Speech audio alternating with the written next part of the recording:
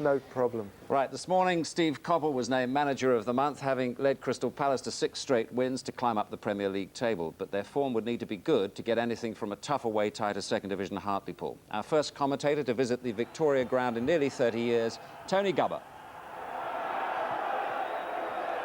With experienced goalkeeper Martyn out injured, 18-year-old Steve Jones, a first-year professional, is pitched into a testing FA Cup debut today for Hartlepool.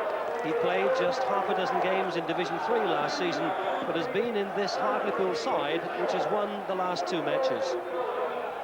Number 4, Phil Gilchrist, is another teenager making his cup debut in central defence, alongside the veteran John MacPhail, who at 37 is playing in his 48th FA Cup tie. Crystal Palace shared the title of being the most successful team in England during December, but with Andy Thorne out after suffering concussion, they've had to bring in Bowry to play on the right side of midfield. He's a player who trained with them without a contract for a year after being released by Queen's Park Rangers. Eddie McGoldrick will continue in his role as sweeper. Steve Coppell will be well aware of just how testing an occasion this could be for Crystal Palace. They've been knocked out in the 3rd round of the Cup 4 times in the last 5 years. Referee Dermot Gallagher of Oxford had a long inspection 2 hours before kick-off. The pitch is firm. It's a raw northeastern afternoon, but the bounce of the ball is certain to be awkward. Palace on the attack first of all. Armstrong. 8 goals in 17 games for Chris Armstrong. £1 million signing from Millwall in September.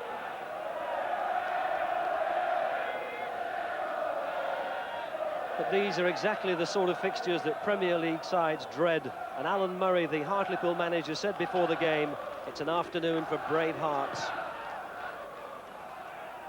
Saville, Emerson, Nicky Southall, Paul Cross, who's gone on the overlap. This is McGoldrick.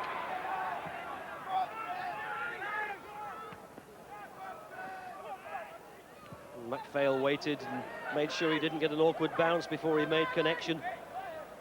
Very much the oldest player on the field at 37. This is McGoldrick.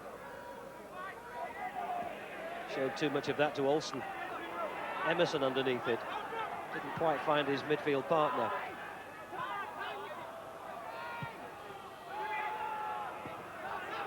Oh, he's got a good touch on him, Andy Saville. Oh, and he's lifted that over the top, trying to find Olsson.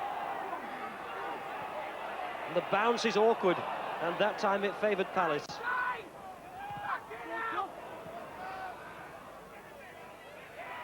Chris Coleman needs a bit of support. Geoff Thomas breaking forward, the first real chance. Great stop by the youngster.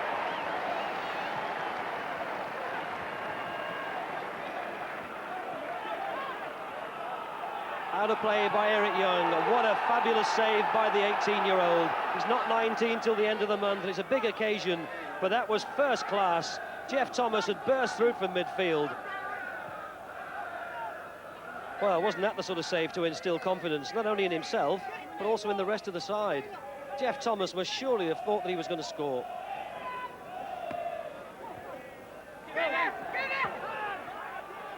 MacPhail. McGoldrick intercepts. This is Johnrose. Geoff Thomas won a tattle on the halfway line. That's a great ball to pick out Armstrong. Another opportunity for Palace. But what an important tackle that was for Geoff Thomas to win against Dean Emerson, right on the halfway line. Typical of the England international. And then good distribution, a fine ball inside to find his number 9, Chris Armstrong, who will, I'm sure, reflect that he ought at least to have got it on target. FA Cup winner with Manchester United back in 1977, Steve Coppell. And 3rd longest serving manager in the Premier League. Having been at Palace for 8.5 years. This is McGoldrick covering. Didn't get a connection. Oh, he got a shot in. Olsson. Kept out by Nigel Martyn, who just happened to be standing in exactly the right place.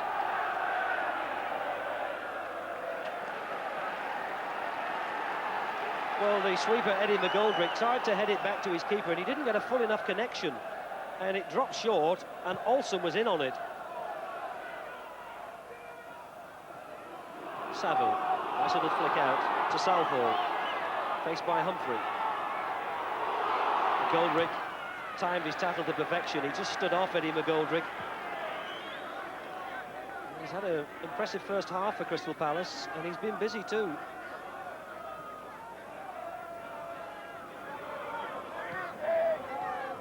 Emerson. That's Richard Shaw's clearing header. That's awkward. And it was a good opportunity for Dean Emerson.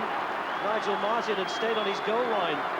The ball speculatively knocked forward by Ryan Cross. And while others waited, Eric Young watched. Emerson got to it first and might well have made more of that. Would have done better to have tried to take it on his chest. And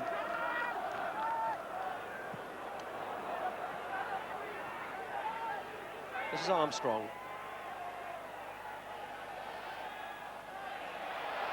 Gilchrist slipped, but the linesman put his flag up, and the foul is given.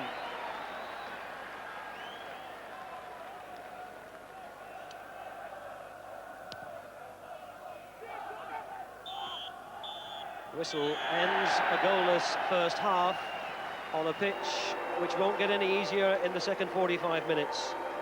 And Geoff Thomas might have put the Premier League side ahead early on, but for a good save by the 18-year-old keeper. And Paul Olsson, well, he had an opportunity too for Hartlepool, but at half-time here, it's Hartlepool 0, Crystal Palace 0.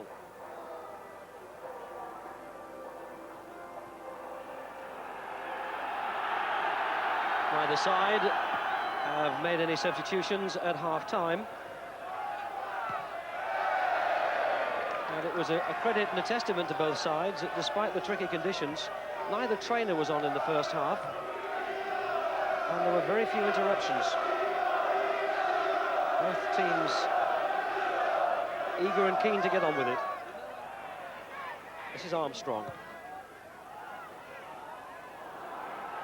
This is Humphrey. And finally cleared by Emerson.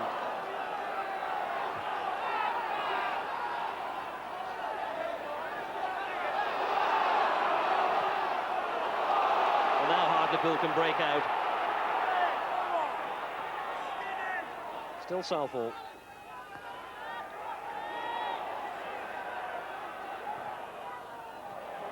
Saville. Johnrose who left it. This is Emerson. Well, he wasn't really going to test a keeper of the quality of Nigel Martyn from that sort of range.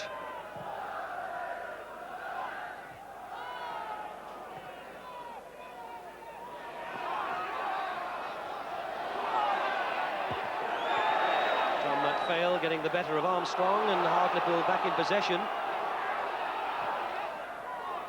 Saville.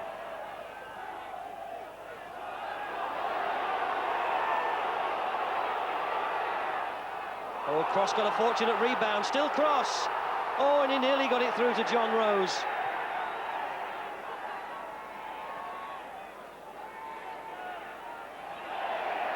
Good tackle by Gilchrist.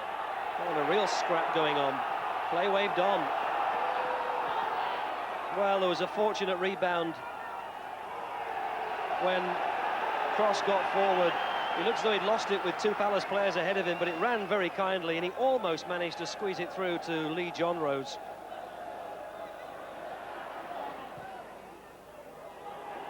Here's Geoff Thomas. He wants the ball to run out, and it does.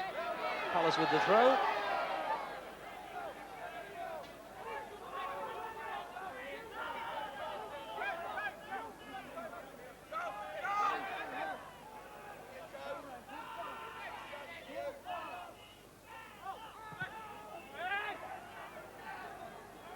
Saville. This is Brian Honour. Whipped in by Olsson. Oh, Johnrose! That was the opportunity, surely, for Lee Johnrose.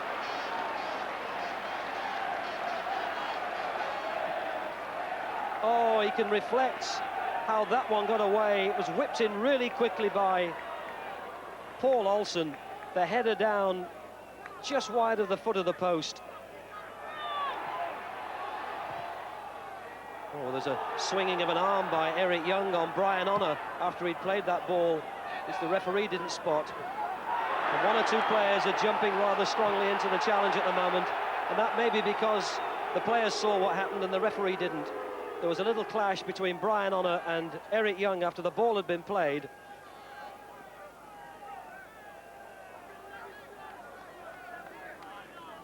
Brian Honour just trying to draw the referee's attention to it, but he didn't see it.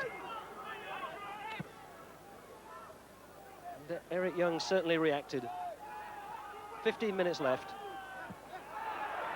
Good header. Brian Honour took it nicely on his chest, although Simon Rodger tried to pull him back, and play has been called back.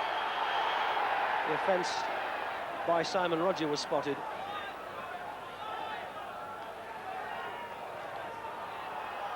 And perhaps understandably, things just beginning to hot up a little bit.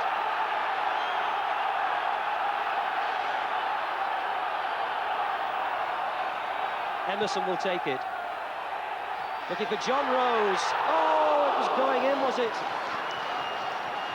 Martyn looks just a little bit slow in getting down. Maybe he was being absolutely positive and making sure there wasn't an awkward bounce.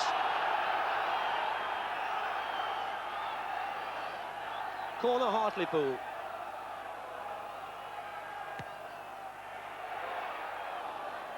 Didn't get past the first defenders. Corner number 2. And in a crowd of just under 7,000, there are barely 600 carrying the colours of Crystal Palace.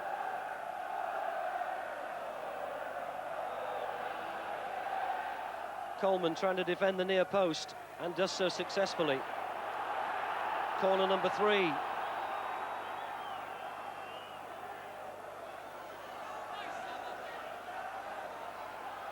Andy Saville again making a nuisance of himself by that near post. This time it's hit much longer. And this time it's Geoff Thomas who turns it over. Corner number 4. Desperate defending for Palace. And Geoff Thomas now going to stand alongside John MacPhail. Played in by Honour. Header out was by Eric Young. Hartlepool throw. So Nigel Martyn has had to make the significant save in the second half. What a good header it was. Hartlepool beginning to come into the match more and more. Palace perhaps increasingly thinking that 0-0 will do, and a replay a week on Wednesday.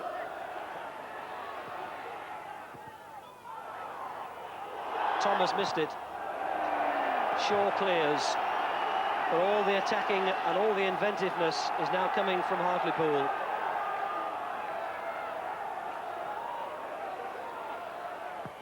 Hit in by Emerson. Saville! Flag went up on this near side as soon as the ball was in the air. And a goal doesn't count.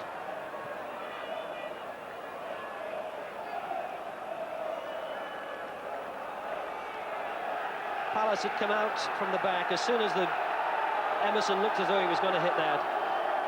And Andy Saville was a couple of feet offside.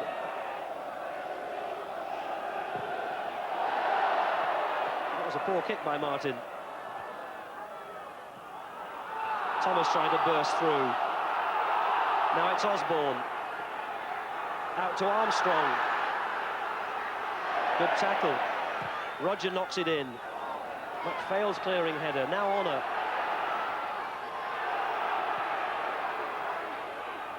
Good header, Olsson, great ball for Honour, McGoldrick covers.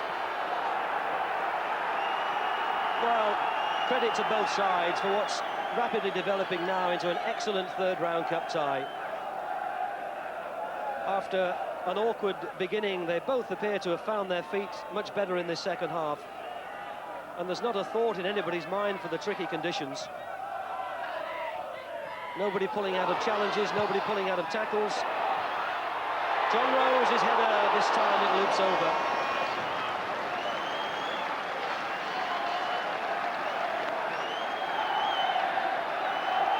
Knocked in by Ryan Cross. And this time he got right underneath it. Martyn just shepherding it over the bar.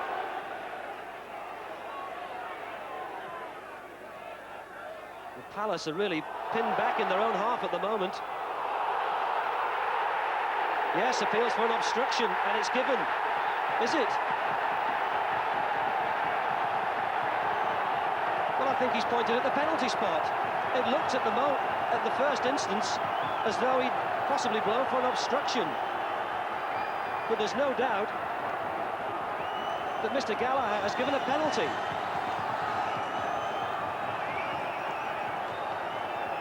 Well, there's a push by Richard Shaw on Southall, which some may have interpreted as an obstruction, but it's a foul, it's a free kick, and Andy Saville places the ball on the spot, and Crystal Palace are stunned. Nigel Martyn to face Hartlepool's top goal scorer, Andy Saville. The second division side lead against the team from the Premier League, but it will rankle with Crystal Palace. It looked as though Shaw half tried to get out of the way. There was no doubt there was a contact between him and Nicky Southall. But was it worth a penalty? The referee makes a decision. He says yes. 1-0 Hartlepool. And the header on by Chris Coleman was tame.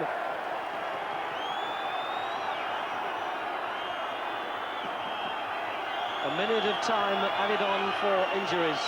Already been played. The referee has his whistle out. That's it. Hartlepool are the giant killers of the third round, beating Steve Coppell's Crystal Palace by 1-0. And the Palace players involved in furious protests at the referee at the final whistle. And Richard Shaw, who was adjudged to have conceded the penalty, needing to be restrained. But Hartlepool don't mind. 1-0 against Crystal Palace. The Andy Saville penalty to put them into the fourth round for only the fourth time in their history. How did you see the penalty? Because Richard Shaw had to be restrained at the end of the match from confronting the referee. Well, the position that I'm at watching the match, it's difficult for me to comment on it. The referee was very close. He had no doubt about it being a penalty. And if it's a win or lose situation, we've won on that occasion. Yeah, Nicky just had a touch through there, and he's gone past him. And it's a difficult one from there. Even there, you know, if it had been against me, I would have been probably a bit upset about it. But I'm taking it because we've had them against us. We thought we'd done okay. It's a very, very difficult place to come to. It's a day which I don't think anybody would relish playing football. The conditions were hard underfoot, slippery, and we thought we'd done the lion's share of the job, and then all of a sudden a penalty pops up out of nowhere, and it didn't really give us any time to get back into the game, so we're out. I mean, do you agree with the penalty decision? Richard Shaw had to be restrained at the final whistle from approaching the referee, presumably to protest. Well, I was very upset. I saw the incident from 40-50 yards away at ground level, and I couldn't believe it. I thought he'd blown for a goal kick at first, and then I realised from the reaction of the players round about that he had blown for a penalty. I think that's the winger there who's got the ball, Southall. Like, it seems to me he runs more into Richard than anything else. Richard's just going across him. There's no way is he inhibiting his progress to getting the ball. Just seems to run out of play. Well, very philosophical about it. It was a Johnrose struggle, actually, wasn't it? That. Yeah, the pitch was a leveler for a kick-off. Difficult for Palace to go there. Steve Coppell summed it up. He got his men to show good attitude, good effort, having said that Hartlepool had all the chances, it's a bad way to go. I thought it was a terrible decision for the penalty kick. Right, let's have your impartial view then. We've had the other views. Well, it's played here, and the ball comes in, and Richard Shaw goes to Southall. Now, his left hand comes out, definitely. But I don't even think he makes contact there. I think he just falls over. And you can see he's bemused with the decision. Again, just his left hand comes out. He's always going to go down. I think he's conned the referee there. Gary, what do you think of it? Well, I agree with Alan entirely. Incredibly harsh decision. And Palace must feel badly done by. He just runs it. The arm comes out as he turns. That's a natural turn, I think, there. And he's quickly got his hands out of the way. And would have been a very long drive home for Crystal Palace. I bet, yeah. However wrong that decision may have been, though, perhaps justice was done. Perhaps Hartlepool deserved to win the match. Oh, they were the better side in the day. They had all the chances. Now, will that make any difference to Palace much after this? Well, they've been on a good run, haven't they? I think they've won 6 in the trot. And what they've got to do now is just pick themselves up and try and go up the Premier Division.